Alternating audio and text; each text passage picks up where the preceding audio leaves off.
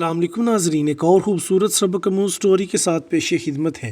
बात दिल को लगे तो चैनल को लाइक करना, शेयर करना और सब्सक्राइब करना ना भूलिएगा। शुक्रिया। किसी ज़माने में गैर मुस्लिम ने इस्लाम कबूल किया तो इससे पूछा गया कि इस्लाम की किस बात ने तुझे मुतासिर किया। तो वो बोला कि सिर्फ़ एक वाक़या मेरी हदायत का सबब बन गया। कहा, मजलिस रसूलुल्लाह सल्लल्लाहु अलैहि वसल्लम लगी हुई थी, लोगों का हजूम था। एक शख्स ने अर्ज़ की, हजूर मेरे लिए दुआ कर दे, मेरा बच्चा कई दिनों से मिल नहीं रहा, मिल जाए। कबल इसके कि हुजूर के हाथ उठते एक शख्स मजलिस मौजूद था, खड़ा हो गया और हुजूर मैं अभी अभी फ़लाँ बाग से गुज़र कर आया हूँ, इसका बच्चा वहाँ बच्चों के साथ खेल रहा था। बाप ने जब सुना कि मेरा बच्चा फ़लाँ बाग में है तो इसने दौड़ लगा दी। आप सल्लल्लाहु अलैहि वसल्लम ने फरमाया, इसको रोको, वापस बुलाओ। इसने कहा, हजूर आप जानते हैं कि एक बाप के जज्बात क्या होते हैं। कहा, अच्छी तरह से आगाह हूँ, लेकिन तुम्हें बुलाया है, बुलाने का भी एक मकसद है। इसने कहा, जी हुजूर, इरशाद फरमाएं।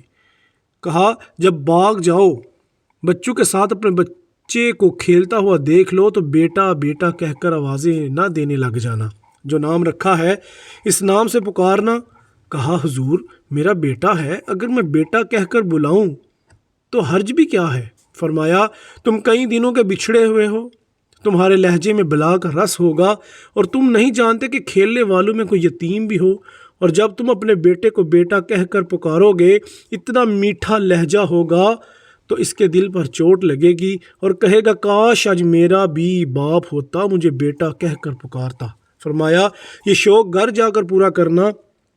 आपने फरमाया, किसी बेवा के सामने अपनी बीवी से प्यार ना करो, गरीब के सामने अपनी दौलत की नुमाइश करने से रोका गया।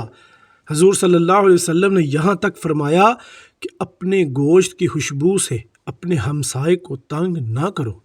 इस गैर मुस्लिम ने कहा कि हजूर सल्लल्लाहु अलैहि वसल्लम के इस वाक़े ने कि किसी यतीम के सामने अपने बेटे को बेटा कहकर ना पुकारो, इसने मुझे बताया कि इस्लाम क्या है।